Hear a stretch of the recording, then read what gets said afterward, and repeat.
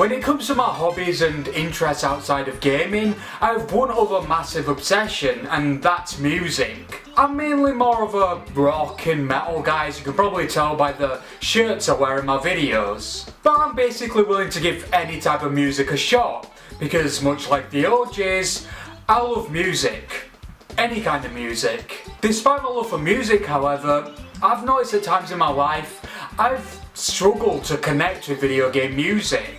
Hell, even in some of my reviews, if the music doesn't grab me, I'll almost treat it like a footnote, and it's not that I don't think video game music is important or anything like that, it's just that I'm not compelled to talk about something if it's not jumping out at me. Either that or my stupid ADHD brain makes me forget about it during the scripting process. But today I wanted to show some real love and respect to video game music, because I firmly believe that the music that plays during gameplay is just as important as the gameplay itself. So what better way to show some love to OSTs than listing off some of my favourite songs of all time. Keep in mind this list is in no particular order, since I plan to do multiples of this list, so I don't want to number everything and make it all confusing. But enough rambling, let's get into the list. Number 10.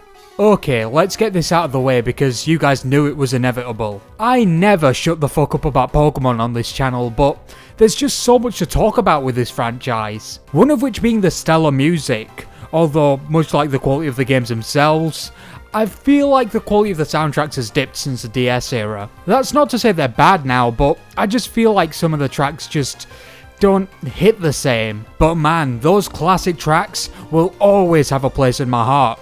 Even genuine simplistic, almost nursery rhyme-like melodies. The question is, what track could I have possibly picked out of this impressive catalogue?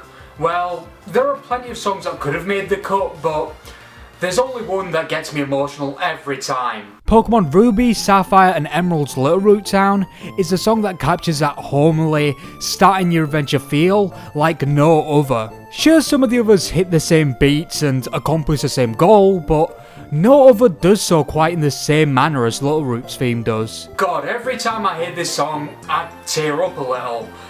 I have so many memories of this game, but I could never tell you why this song in particular just gets me so emotional. If I had to take a guess, I'd say it's because Sapphire was the first Pokemon game I ever played, but I never got to finish it because I was playing on a friend's copy. Later as a teen, I tried to emulate Emerald to no avail, because I couldn't get my head around emulation, but later on, I managed to track down physical copies of both Sapphire and Emerald, and I beat the games and managed to cross something off my gaming bucket list. And I think that was a really special moment for me, being hit by that incredible Gen 3 music as I hopped out of that moving van.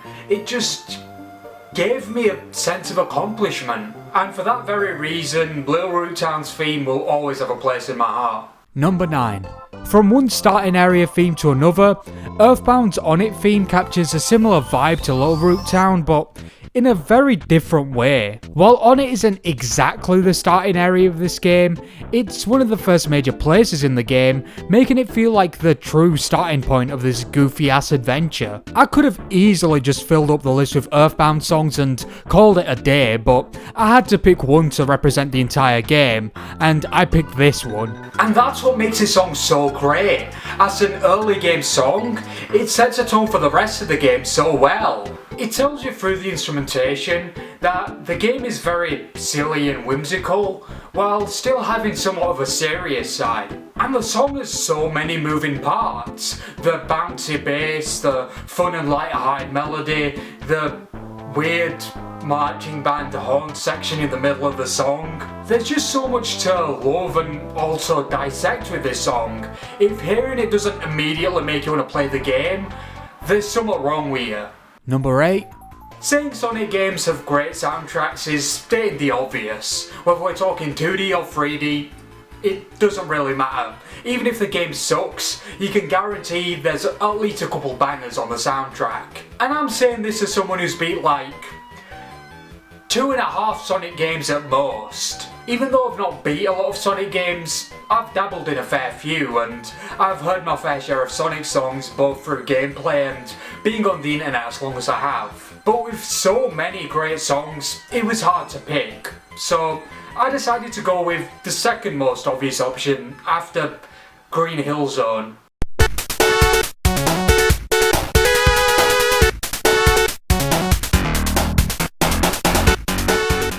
I've played Sonic 2 a fair bit, but I've never come close to beating it, and it's mainly because most of my attempts were when I was a kid, and for some reason, I couldn't get past Chemical Plant Zone. I never got frustrated though. I mean, how could I with my ears being blessed by the sweet, funky sounds of a stage trying to kill me with a lean overdose? Jokes aside, this song goes extremely hard.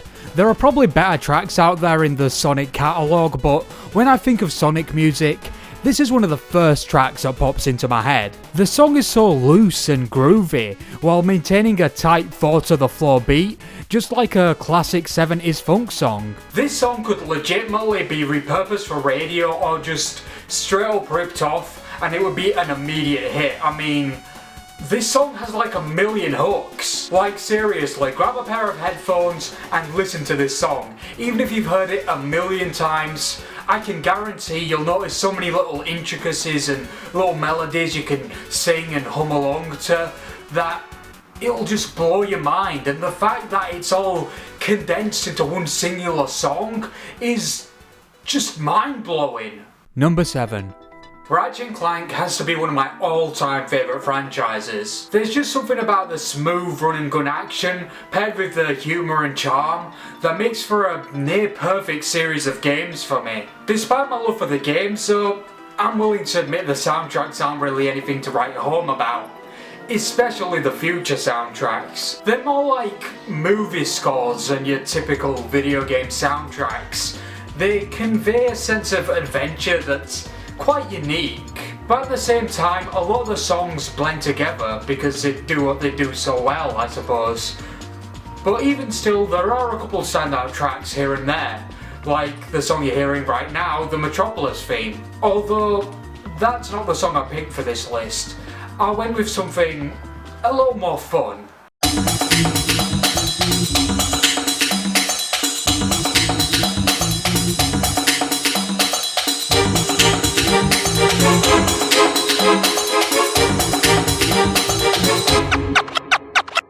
Novalis is yet another early game area with a killer song. While this song isn't one I actively seek out if I'm ever in the mood to listen to video game music, I never complain when it's on. How could I? Just listen to it. It's dramatic enough to capture that sense of going out on a sci-fi adventure as I mentioned earlier, while being just fun and danceable enough to not get dull. My favourite part is that little record scratch at the start. It really helps the song come to life and makes me want to explore. I'm not usually one for electronic music, but this track, as well as the entire soundtrack for that matter, are crafted so well, I can easily get over that fact. Again, while I wouldn't say the Ratchet franchise is known for its music, it's very hard to make a song that immediately makes a listener identify it as being part of its respective game, but this song manages that. Seriously, this song can never be mistaken for anything but a Ratchet song because of the feelings it conveys. You can literally listen to this song with your eyes closed and imagine exploring Novalis because of how well this song fits the planet. Number 6. An Animal Crossing song appearing on this list was inevitable. This cutesy little series has been instrumental in building my taste not only in the types of games that I play but also what I look for in video game music. Most tracks in Animal Crossing are made in a very special way to serve a very special purpose. They need to be present but not too present as to not distract the player. The songs need to be relaxed while also being fun, but the songs also need to keep the player's mind active without being too annoying. These tracks have to maintain such a weird balancing act that on paper seems almost impossible to achieve. Yet thanks to genius composer Kazumi Totaka, they do, and do it well. So well in fact that off the top of my head I can't think of a single bad Animal Crossing song. The soundtracks are that good. That makes picking just one song that much harder, but I've got to go with the 8pm song from Wild World. I'm willing to put my hands up and admit it's a product of nostalgia, but god damn this soundtrack has got to be my favourite. And yes, I know technically City Folk has the same soundtrack but in higher quality, but I'm sorry, maybe it's just that good old nostalgia talking, but listening to these remade tracks, something was definitely lost in translation. I think it's a primitive sound font of the DS that gives Wild World's OST its own unique charm that's very hard to replicate. But ignoring all of that, the song itself is just an all-around pleasant track. I love how the harsh piano tone used is almost softened by the softness of the synth lead, as well as the sparse sounding drums and those weeping strings. God, it all just comes together so well. This track takes me back to my days of being a kid and having a long day at school, and finally coming home and just relaxing and unwinding playing this game for hours, sometimes just pausing and taking in the mesmerising sounds that accompany this charming game. And that's very hard to achieve with a child with ADHD, but I guess it just goes to show how skillful sound design can grab just about anyone. Number 5. As you guys have probably noticed, in between my bigger reviews, I've been sprinkling in some shorter content to keep you guys occupied. And one series that's been great for these shorter reviews has been the Mega Man Classic series. It goes without saying that Classic Mega Man is home to many great songs, but one stands above the rest.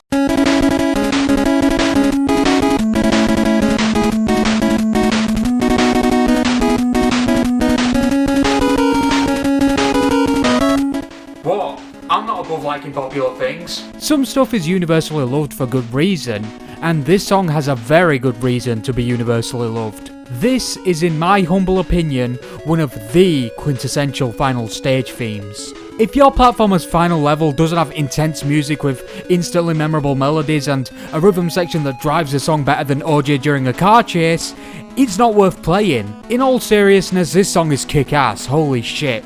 I could gush about it forever, but I'll spare you guys, I'm sure you've all heard it a million times before. After all, this song is one of the most well-known and iconic songs to come out of video games, period. Some may call it overrated, but I'd argue it's properly rated. This tune just goes so hard and makes me want to kick Wily's ass, and I wouldn't have complained if it was the only song in the Mega Man 2 soundtrack because it accomplished so much despite the limited sound chip of the NES. And hey, if you want a more in-depth look at this track, check out my friend and frequent collaborator Michael Jose's channel where he reviewed this song as per my request. And I'm glad he did, because if he didn't, I would have chopped him up and Number 4. Okay, this is a bit of a road pick, but I absolutely love this song. If you're a long-time viewer, you've no doubt heard it in the background of a couple of my videos, because like I just said, I absolutely fucking love this song. I know Splatoon isn't for everyone, but I love it, and I've been playing since the first game. One of my favourite memories from Splatoon 1 was hanging out in the plaza during a Splatfest and watching Callie and Marie dance and belt this song out. I'm not usually one for pop music, but I'm sure you figured that out taking one look at me, but something about this little tune just captured me as soon as it hit my ears. Maybe it's those light glittery synths and that polished production that drew me in. How could it not? This song is so bright and bubbly in the best possible way. It's almost got a call me maybe type quality to it where it's super catchy but not in an insulting or annoying way. And I wholeheartedly believe those trademark garbled Splatoon vocals complete this masterpiece. You can't understand what the Squid Sisters are saying, but at the same time, you know exactly what they're saying. This little tune perfectly captures the vibe of a Splatfest. The third game's Splatfest song kinda comes close, but there's just something about this one that hits the right spot for me. It feels festive, it feels like a celebration, and it feels special and monumental. Maybe it's just my slight bias towards the Squid Sisters, but this song right here is what I will always associate Splatfests with. Number 3.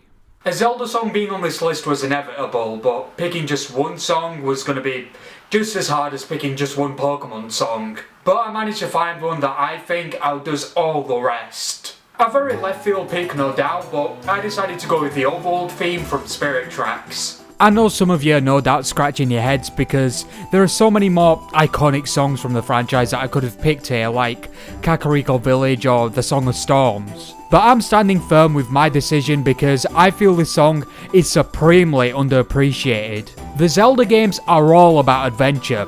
They're the definition of it's about the journey, not the destination, because travelling and exploring in Zelda games is more than half of the reason why you play them. And in my opinion, no song captures Zelda's sense of adventure better than this one. Say what you will about the DS Zelda games themselves, I personally think they're pretty fun, but this track is undeniably epic.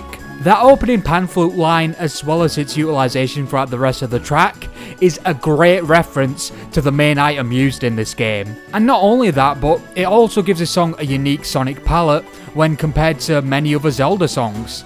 I mean, most of them rely on strings, drums and piano, but this one uses a unique instrument with a distinct sound, and it works incredibly well within the context of the song. And I never knew what a great combination a pan flute and a banjo would make, but goddamn, it's a winning combination if I've ever heard one. The way the banjo not only locks in with the guitars as a bass typically would, but also perfectly accentuates a pan flute's airiness, while somehow also being the driving force of the song, is something so rare in music that I was speechless when I first heard this song, hearing it all come together. And God, that calm, almost somber direction the song takes halfway through, it just gives me chills. Just go listen to this song and thank God or whatever the fuck you believe in that you have ears today. Number 2. Oh hell yeah, an excuse to talk about Dragon Quest. Since Pokemon has dipped in quality, Dragon Quest has taken its place as my easy to pick up and play comfort JRPG of choice. The games are just so fun and simplistic, while also being deep enough to give a veteran of the genre something to sink their teeth into. Now with that being said, one thing I think Dragon Quest has always struggled with is its music. That's not to say the soundtracks aren't good, because they very much are, but they're more functional than mind-blowing in any way. The songs serve their purpose but don't stand out all too much, but much like with Ratchet and Clank, you know a Dragon Quest song when you hear one. Koichi Sugiyama had a very distinct style, rarely if ever deviating from it, and while it works like I just said, it led to some less than memorable tracks. That is with the exception of one track, the theme song for the franchise as a whole, known simply as Overture.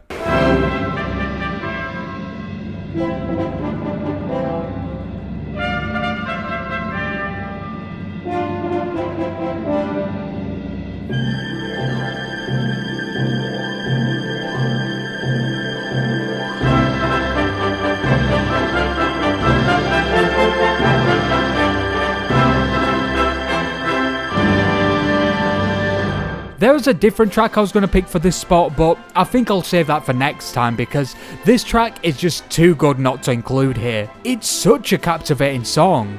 It's kinda hard to put into words what this track means to me, but I'll try my best. The Dragon Quest Overture is sophisticated, regal, whimsical, and all around just awe-inspiring.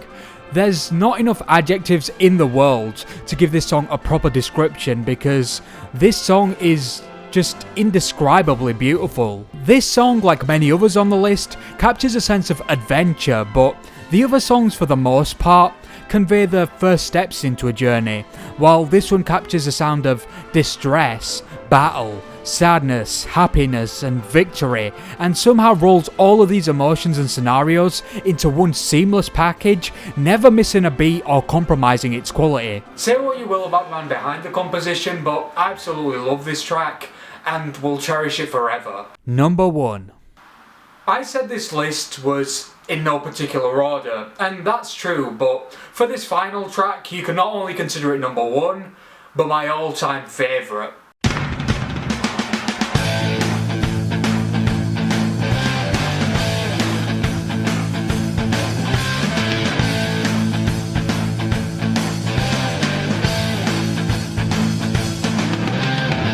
If you've watched my content before, you'll recognise this one. It's my outro music, and taking one listen to this song, you should all know why. Greg's theme from the first Bloody Roar game, known formally as Return to the Wild, is one of the greatest pieces of music I've ever heard. I wouldn't be surprised if this song, as well as the whole soundtrack, was the origin for my love of heavy metal. Every track has some kind of heavy, thundering rhythm section, with a shredding lead guitar playing an infectious lick, or just straight soloing over top. And this song's no different, sporting a heavy bottom end to almost highlight Greg's insane strength, both in his regular form and as a top hat wearing gorilla. The main component of the rhythm section in almost any kind of music is the drums, but there's something incredibly special about the drum sound on this particular track.